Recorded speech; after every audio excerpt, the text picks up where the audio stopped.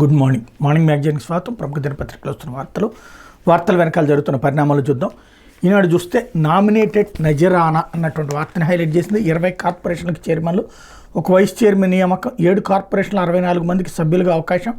రాష్ట్ర ప్రభుత్వం పెద్ద సంఖ్యలో నామినేటెడ్ పదవులు మంగళవారం భర్తీ చేసింది. ఆర్టీసీ, పౌర సరఫరాలు, ఏపీఐఏసీ, వక్ఫ్ బోర్డు వంటి 20 కీలక కార్పొరేషన్లకు చైర్మన్లతో పాటు ఆర్టీసీకి వైస్ చైర్మన్ కూడా నియమించింది. వీటిలో 7 కార్పొరేషన్లు 64 మంది సభ్యులకు చోటు కల్పించింది. మిగతా 13 కార్పొరేషన్లకు ప్రస్తుతానికి చైర్మన్లను మాత్రమే ప్రకటించింది. రాష్ట్రంలో ఇటీవల ఎన్నికల్లో తెలుగుదేశం పార్టీ, జనసేన, బీజేపీల మధ్య సీట్ల పంపకానికి అనుసరించిన సూత్రాన్ని ఈ పోస్టుల భర్తీలోనూ వర్తింపజేసింది. అదే దామాషాలో 3 పార్టీలకు పదవులు దక్కాయి. తెలుగుదేశం పార్టీ నుంచి 16 మంది చైర్మన్లుగా, 53 మందిని సభ్యులుగా, జనసేన నుంచి 3 చైర్మన్లుగా, 9 మంది సభ్యులుగా, బీజేపీ నుంచి 1 చైర్మన్గా, 5 సభ్యులుగా నియమించారు. RTC vice chairman post Telugu Desam పార్టీకి దక్కింది. ఇది తొలి విడత మాత్రమే. రాష్ట్ర స్థాయి నుంచి జిల్లా, నియోజకవర్గ స్థాయి వరకు ఇంకా భారీగా నామినేటెడ్ పోస్టులు, దేవాలయాలకు పాలక మండలి ప్రకటించాల్సి ఉందన్నటువంటి వార్తని హైలైట్ చేశారు. ఇక్కడే ఒక చిన్న లాజిక్ జాగ్రత్తగా డౌన్ ప్లే అయింది. పవన్ కళ్యాణ్ ఆనాడు ఒక్కసారి గుర్తుకు తెచ్చుకుంటే సీట్లకి సంబంధించినటువంటి అనౌన్స్మెంట్ అప్పుడు 21 తీసుకున్నాము, అది మేము త్యాగం చేసాం. ఎందుకు అంటే జగన్ని గద్దెని ఎక్కనివ్వకుండా ఉండటం కోసం. అదే సందర్భంలో ఏదైతే రాబోయే అన్ని పదవుల్లో కూడా 33% తీసుకుంటాం అని చెప్పారు. 33% ఒప్పుకున్నారు బాబు గారు. ఆ రోజు చంద్రబాబు గారు ఏం మాట్లాడలేదు. పవన్ కళ్యాణ్ ఆ స్టేట్మెంట్ ఇవ్వడం ద్వారా జన సైనికులందరూ సంతృప్తి చెందారు, అయిపోయింది. ఇప్పుడు ఇస్తున్నటువంటి రేషియో ఏంటి? ఇప్పుడు ఈనాడే రాస్తున్నటువంటి లెక్క ప్రకారం మొన్నటి అసెంబ్లీ సీట్ల కేటాయింపు ప్రాతిపదికన, అంటే అసెంబ్లీ సీట్లలో 175 గాను జనసేనకి ఇచ్చింది 21, అంటే దాదాపుగా 14-10 ఆ శాతంలో. అదే సందర్భంలో భారతీయ జనతా పార్టీకి ఇచ్చింది 10, అంటే దాదాపుగా 6.5-7% లెక్కేసుకోవాలి. ఆ లెక్కన ఇచ్చారు అన్నటువంటి. ఇప్పుడు ఆ లెక్కను చూసుకున్న 20లో 3 అంటే 16% వస్తుందా? కాబట్టి సంథింగ్ ఇక్కడ ఏంటంటే మనం వార్తని రాసేటప్పుడు తెలివిగా రాస్తే చాలు అన్నటువంటి కోణం. బట్ ఇవన్నీ రాజకీయాల్లో నాయకులకి ఫీలింగ్ని బట్టి ఉంటుంది, నాయకులకి ఇష్ట ప్రకారం, కాబట్టి ఏమీ ఇబ్బంది ఉండకపోవచ్చు. టోటల్గా అన్నీ పూర్తయిన తర్వాత ఎంతమందికి పదవులు ఏంటనేది చూస్తారు. ఇకపోతే వర్సిటీల్లో పోస్టుల భర్తీకి కొత్త ప్రకటనలు. విశ్వవిద్యాలయాలని ఒకే చట్టం కిందకు, కరికులం మార్పునికి నిపుణులతో ప్రత్యేక కమిటీ, పీపీపీ విధానంలో కృత్రిమ మేధ విశ్వవిద్యాలయం ఏర్పాటు, వర్సిటీల ర్యాంకింగ్ మెరుగుదలకు 5 ఏళ్ల ప్రణాళిక, ఉన్నత విద్యా సమీక్షలో సీఎం స్టేట్మెంట్ని ఇక్కడ హైలైట్ చేశారు. ఇకపోతే సనాతన ధర్మాన్ని కించపరిస్తే సహించేది లేదు.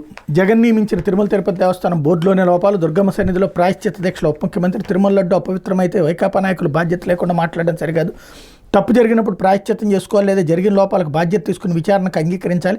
అంతేగాని హిందువుల మనోభావాలు దెబ్బతినేలా మాట్లాడితే భవిష్యత్తులో తీవ్ర పరిణామాలు ఎదుర్కొంటారంటూ ఆయన ఇచ్చినటువంటి స్టేట్మెంట్ ఇక్కడ హైలైట్ చేశారు. అయితే ఉక్రెయిన్లో శాంతి స్థాపనకు తోడ్పాటు, జెలెన్స్కీతో మరోసారి భేటీలో మోడీ అన్నటువంటి వార్తని హైలైట్ చేశారు. మరోవైపు కిలో ఉల్లి 55 రూపాయలపైనే, టమాటా, వంకాయ, క్యారెట్ కిలో 40 రూపాయలు. మార్కెట్లోకి ఉల్లి నిల్వలను విడుదల చేయనున్న కేంద్రం అన్నటువంటి వార్తని హైలైట్ చేశారు. ఇకపోతే అల్పపీడనం అనల్ప ప్రభావం అంటూ బంగాళాఖాతం ఉగ్రరూపం, సాగరంలో అసాధారణ పరిస్థితులు. ఈ నైరుతిలో 8 అల్పపీడనాలు, భారీ వర్షాలతో జనజీవనం అతలాకుతలం.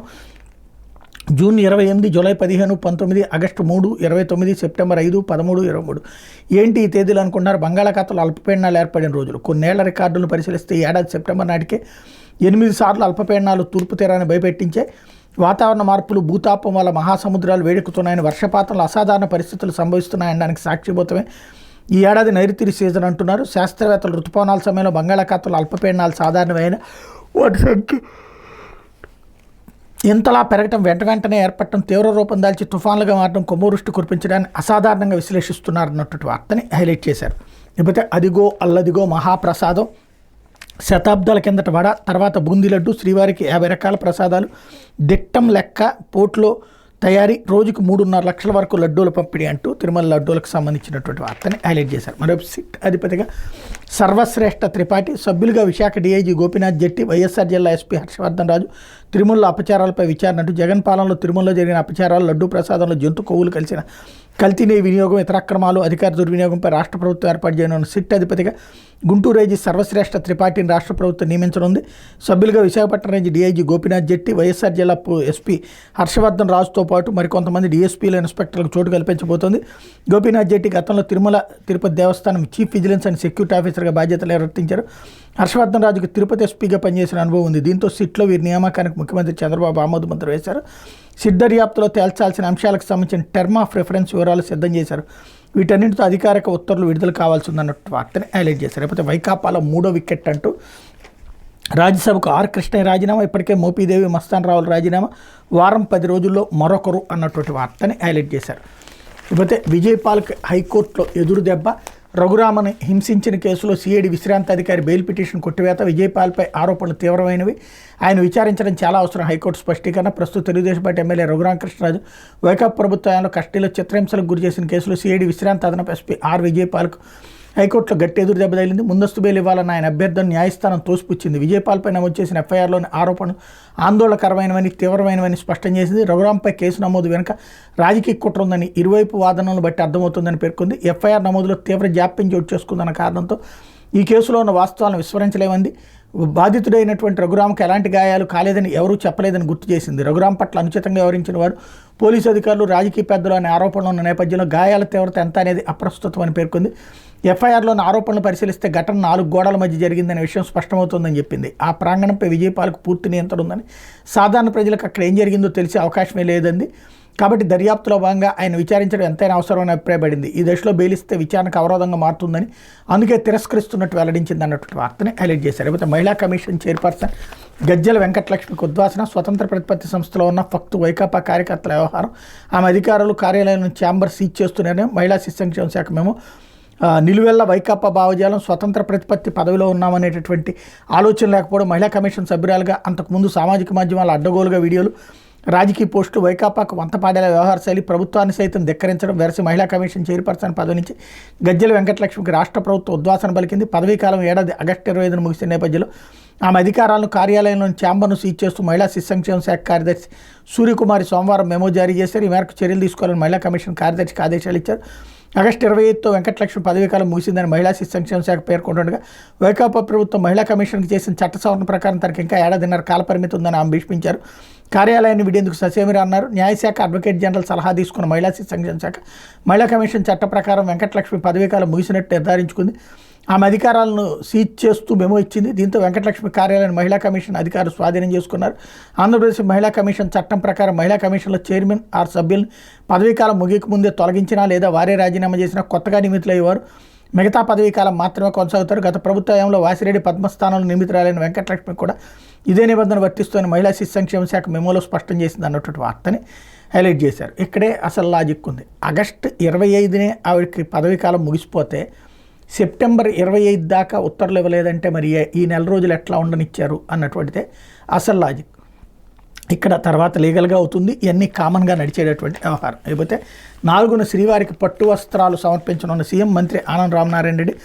శ్రీవారి వార్షిక బ్రహ్మోత్సవాలు అక్టోబర్ 4 నుంచి జరగనుందని ముఖ్యమంత్రి చంద్రబాబు నాయుడు ఆ రోజు రాష్ట్ర ప్రభుత్వం తరపున స్వామివారికి పట్టు వస్త్రాలు సమర్పిస్తారన్నటువంటి వార్తని హైలైట్ చేశారు. అయిపోతే మహారాష్ట్రలో అధిక బడ్జెట్ రోడ్లకే గుజరాత్ సీఎం భూపేంద్ర పటేల్ ముఖ్యమంత్రి చంద్రబాబు విజనరీ లీడర్ అని ప్రశంస. గుజరాత్లో కొంతకాలంగా 14 రోడ్లను ప్రభుత్వ ప్రైవేట్ భాగస్వామ్య విధానాలు అభివృద్ధి చేశామని, అనేక రహదారులు 4-6 వరుసలుగా విస్తరిస్తున్నామని రాష్ట్ర ముఖ్యమంత్రి భూపేంద్రభాయ్ పటేల్ తెలిపారు.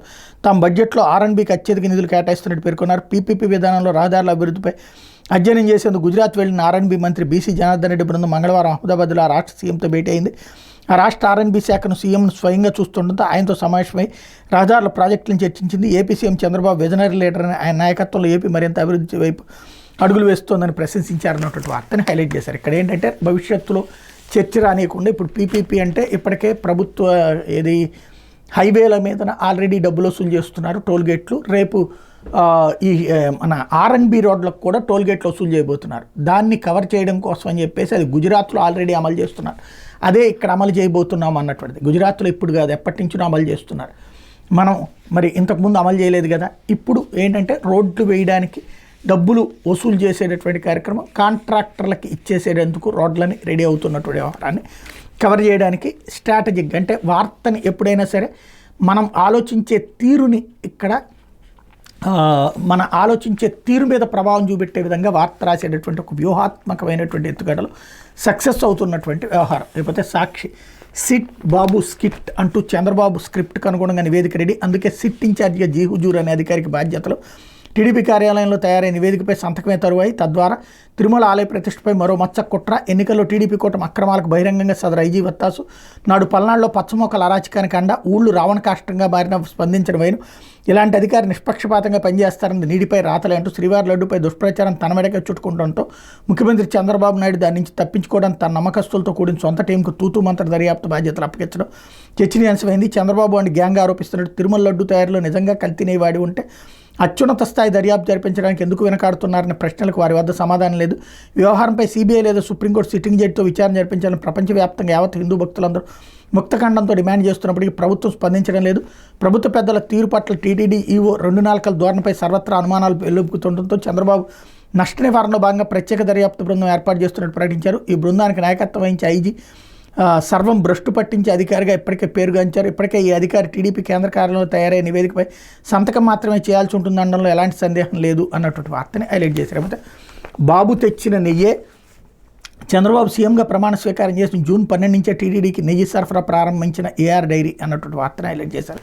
మరోవైపు బాబు మాటలు నమ్మలేం అంటూ రాజకీయ స్వార్థం కోసం ఏదైనా మాట్లాడతారు విహెచ్పి జాతీయ సంయుక్త ప్రధాన కార్యదర్శి సురేంద్ర జైన్ స్టేట్మెంట్ ఇక్కడ హైలైట్ చేశారు. లేకపోతే రామ రథానికి నిప్పు అంటూ అనంతపురం జిల్లా హనకన్ హాల్లో రాములోరి రథానికి నిప్పంటించిన దుండగులు సోమవారం అర్ధరాత్రి పెట్రోల్ పోసి తగలబెట్టిన వైను మంటలు వస్తున్న గమనించి ఆర్పేసిన గ్రామస్తులు, అప్పటికే సగం కాలిపోయిన రథం ఇది ముమ్మాటికి టీడీపీ వాళ్ళ పని అంటున్న గ్రామస్తులు, పోలీసులు అదుపులో 2 కీలక వ్యక్తులు, వ్యవహారం టీడీపీకి చుట్టుకోకుండా పెద్దల మంతనాలు అన్నటువంటి వార్తని హైలైట్ చేశారు. ఇకపోతే పంతం నెగ్గింది అంటూ దళిత వైద్యుడిపై దాడి కేసులో నిందితుల వైపే కూటమి సర్కార్, జనసేన ఎమ్మెల్యే పంతం నానాజీకి పెద్దల వత్తాసు, దళిత డాక్టర్పై దౌర్జన్యం చేసిన బెయిలబుల్ కేసులే, అందులోనూ స్వల్ప సెక్షన్లతో మమ అనిపించారంటూ కాకినాడలో దళిత వైద్యుడిపై దాడిఘట్లో కూటమి పెద్దలు పంతం నెగ్గించుకున్నారు. దళిత సమాజాన్ని చిన్నబుచ్చి నోరెత్తకుండా కట్టడి చేశారు. రంగరాయ మెడికల్ కాలేజీ దళిత ప్రొఫెసర్ వివాదానికి కంచికి చేర్చారు. రాష్ట్ర వ్యాప్తంగా సంచలనం రేపిన కాకినాడ రంగరాయ కళాశాల professor forensic HOD doctor P ఉమామహేశ్వరరావుపై జనసేన ఎమ్మెల్యే పంతం నానాజీ దాడికి తెగబడిన వ్యవహారంలో కూటమి ప్రభుత్వం నిందితుల పక్షాన్ని ఇచ్చింది అన్నటువంటి వార్తని హైలైట్ చేశారు. లేకపోతే కట్టలిచ్చిన వాళ్ళకే కట్టబెట్టారు అంటూ సబ్ రిజిస్టార్ల బదిలీలో భారీగా చేతులు మారి నగదు మెరిట్ చూసేలేదు. టాప్ 10లో ఉన్న దక్కని మంచి పోస్టింగ్లు, డబ్బులు ఇచ్చిన వారికి అర్హత లేకపోయిన ప్రాధాన్యత సెంటర్లు, పటమట మధురవాడ రేటు 2 కోట్లకు పైనే, అందరికంటే జూనియర్కు పటమట సబ్ రిజిస్టార్ పోస్టు, 25 ప్రధాన సెంటర్లో పొలిటికల్ పోస్టింగ్లు, మిగిలిన వాటిని అమ్మేసుకున్న ఉన్నతాధికారుల సిండికేట్, బదిలీల గడువు ముగిసిన కౌన్సిలింగ్ అన్నటువంటి వార్తని హైలైట్ చేశారు. లేకపోతే రాయలసీమకు తీవ్ర అన్యాయం అంటూ నిన్న కర్నూలులోని లావర్సిటీ, నేడు కొప్పర్తిలోని ఎంఎస్ఎంఈ టెక్నాలజీ సెంటర్ అమరావతికి తరలింపు, ప్రాంతీయ సమతుల్యతతో కోసం కొప్పర్తిలో కేంద్రం అనుమతి, 250 కోట్లతో 19.5 ఎకరాల్లో ఏర్పాటు చర్యలు, ఇప్పుడు ఈ కేంద్రాన్ని అమరావతికి తరలిస్తున్నట్టు పరిశ్రమల శాఖ ఉత్తర్వులు అన్నటువంటి వార్తని హైలైట్ చేశారు. లేకపోతే వాతావరణ అంచనాల్లో అగ్రపదం అంటూ ప్రపంచవ్యాప్తంగా వాతావరణ అంచనాలు ఖచ్చితత్వంతో మెరుగ్గా అందిస్తున్న దేశాల సరసన భారత్ నిలిచింది. మిషన్ మౌసంలో భాగంగా పంచాయతీ స్థాయిలో సమాచారం అందించేందుకు కృషి చేస్తున్నాం. మౌసం మొబైల్ యాప్లో పిన్ కోడ్ ఎంటర్ చేస్తే అక్కడికి సంబంధించిన వాతావరణ సమాచారం తెలుసుకునే విధానం రాబోతుంది. రైతులకు మరింత చేరువయ్యేందుకు కృషి చేస్తున్నాం అన్నటువంటి వార్తని హైలైట్ చేశారు. లేకపోతే ఇదేమి మిత్రధర్మం అంటూ నామినేటెడ్ పదవులపై బీజేపీ జనసేన నేతల కినుక, చంద్రబాబు మిత్రపక్షాలకు ద్రోహం చేశారని మండిపాటు, 20 కార్పొరేషన్ల నామినేటెడ్ పదవులు భర్తీ చేసిన చంద్రబాబు, వాటిలో 16 టీడీపీకే, కీలక పదవులు ఆ పార్టీకే, జనసేనకు 3 అప్రాధాన్య పోస్టులు, బీజేపీకి ఒక్కటే, అది పాత టీడీపీ నేతకే, ఒరిజినల్ బీజేపీ నేతల ఎవరికి దక్కని అవకాశం, టీడీపీలోని పలువురిని సీనియర్లకు నిరాశ, ఓసీలకే పెద్దపీట, బీసీ ఎస్సీలకు తూతూ మంత్రం అన్నటువంటి వార్తని హైలైట్ చేశారు. లేకపోతే వాతావరణ అంచనాల్లో అగ్రపదం అంటూ ఏదైతే సాక్షితో ఐఎండి డైరెక్టర్ స్టేట్మెంట్ని హైలైట్ చేసుకొచ్చారు.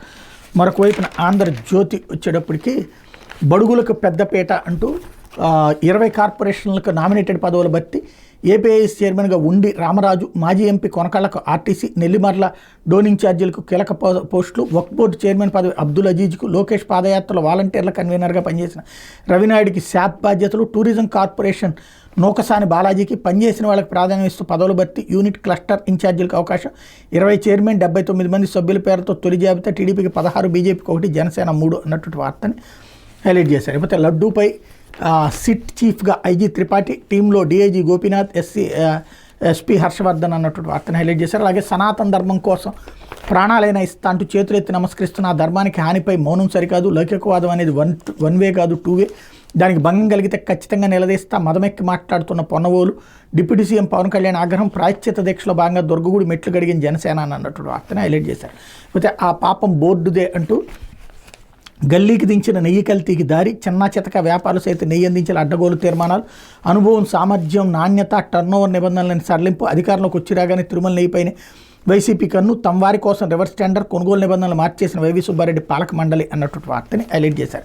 అయితే జే గ్యాంగ్ ఆటకట్టు అంటూ బలంగా బిగుస్తున్న సిఐడి ఉచ్చు నాసిరకం మద్యం స్కామ్ దర్యాప్తులో ముందడుగు, ఏపీ బ్రూవరీస్ కార్యాలయంలో తనిఖీలు, మాజీ ఎండీ వాసుదేవరెడ్డి గది తెరిచిన అధికారులు, మద్యం కేసులో కీలక ఆధారాల సేకరణ, మద్యం తయారీ కంపెనీలు ఎవరి చేతుల్లోకి నాడు బలవంతంగా వెళ్ళాయనేది తేలిన వైనం, తాజా సాక్ష్యాధారాలతో కొత్త కేసు నమోదు, తాడేపల్లి దోపిడీ భాగోతం త్వరలో వెలుగులోకి అన్నటువంటి వార్తని హైలైట్ చేశారు. లేకపోతే గురుకులాల ఘోష అంటూ గత 5 ఏళ్లు పూర్తిగా నిర్లక్ష్యం, ఎప్పటికైనా పరిస్థితి మారేనంటూ దయనీయంగా పిల్లల మెను, కలుషిత ఆహారంతో ఇబ్బందులు, మరుగుదొడ్ల నిర్వహణ అస్తవ్యస్తం, వేధిస్తున్న టీచర్ల కొరత, పర్యవేక్షణ నీళ్ళు, తగ్గిన అడ్మిషన్లు, ఫలితాలు అంతంతే, సంక్షేమ హాస్టల్ మర్యాద్వాన్ ప్రక్షాళన చేయాలని తల్లిదండ్రులు వినతన్నటువంటి వార్తని హైలైట్ చేశారు. లేకపోతే రఘురామ కేసులో విజయపాలక హైకోర్టు షాక్ అన్నటువంటి ఇక్కడ కూడా హైలైట్ చేశారు. మరోవైపు దర్యాప్తునికి సహకరించండి అంటూ ఐపీఎస్ కాంతిరాణ, సిఐ సత్యనారాయణకి హైకోర్టు ఆదేశం, తదుపరి విచారణ వరకు వారిపై చర్యలొద్దని పోలీసులకు స్పష్టీకరణ, ముందస్తు బెయిల్ పిటిషన్పై విచారణ అక్టోబర్ 1కి వాయిదా, ముంబైకి చెందిన సినీ నటి కాదంబరి జత్వాన్ని ఇచ్చిన ఫిర్యాదు ఆధారంగా నమోదైన కేసులో దర్యాప్తునికి సహకరించాలని ఐపీఎస్ అధికారి కాంతిరాణ తాత సిఐ సత్యనారాయణ హైకోర్టు ఆదేశించింది. అలాగే తదుపరి విచారణ వరకు వారిపై ఎలాంటి తొందరపాటు చర్యలు తీసుకోవద్దని పోలీసులకు స్పష్టం చేసింది. జత్వాని ఫిర్యాదు ఆధారంగా నమోదైన కేసులో నిందితుడిగా ఉన్న ఇబ్రహీంపట్నం అప్పటి సిఐ సత్యనారాయణ వేసిన ముందస్తు బెయిల్ పిటిషన్పై మంగళవారం సుదీర్ఘ వాదనలు జరిగింది. సత్యనారాయణ తరపున సీనియర్ న్యాయవాది వినోద్ కుమార్ దేశపాండే వాదనలు వినిపిస్తూ కొందరు వ్యక్తుల ప్రోద్బలంతోనే పోలీసులపై జత్వాని కేసు పెట్టారన్నారు. ఆమె అరెస్ట్ విషయంలో పిటిషనర్ చట్ట నిబంధనలు అనుసరించారని, ఆమె నివాసంలో సోదాలు నిర్వహించారు, మ్యాజిస్ట్రేట్ అనుమతి పొందారని, ఉన్నతాధికారుల ఆదేశాలకు అనుగుణంగా నడుచుకున్నారని చెప్పారన్నటువంటి వార్తని ఇక్కడ హైలైట్ చేశారు. అయితే వివేకా కేసులన్నీ ఒకేసారి విచారణ, శివశంకర్ బెయిల్పై కూడా అదే రోజు విచారణ నవంబర్ 5కి వాయిదా వేసిన సుప్రీం.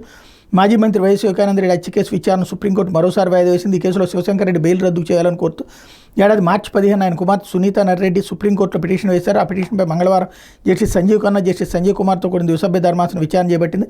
వివేక హత్య కేసు సంబంధించిన శివశంకర్ రెడ్డి బెయిల్ రద్దుతో పాటు మిగిలిన పిటిషన్లన్నీ కలిపి ఒకేసారి విచారించాలని సునీత తరపు సీనియర్ న్యాయవాది సిద్ధార్థ లోద్రా కోరారు. మిగతా నిందితులపై దాఖలైన పిటిషన్లు నవంబర్ 4 సుప్రీంకోర్టుకు ముందు వస్తున్నాయని, అందుకే అన్నింటినీ కలిపి విచారించాలని విజ్ఞప్తి చేశారు. ఇదే కేసులో అప్రూవర్గా మారిన వ్యక్తిపై శివశంకర్ రెడ్డి కొడుకు బెదిరింపులకు పాల్పడిన వ్యవహారంలో రాష్ట్ర ప్రభుత్వం ఇంప్లీడ్ అయ్యేందుకు అనుమతించాలని కోరారు. అన్ని పిటిషన్లు కలిపి ఒకేసారి విచారణ చేపట్టాలని బాధితులే కోరుతున్నందుకు నవంబర్ 5న ఒకేసారి విచారణ చేపడతామని ధర్మాసనం స్పష్టం చేసింది అన్నటువంటి వార్తని హైలైట్ చేశారు. ఇది దినపత్రికలో వచ్చినటువంటి వార్తలు వెనకాల జరుగుతున్నటువంటి పరిణామాలు.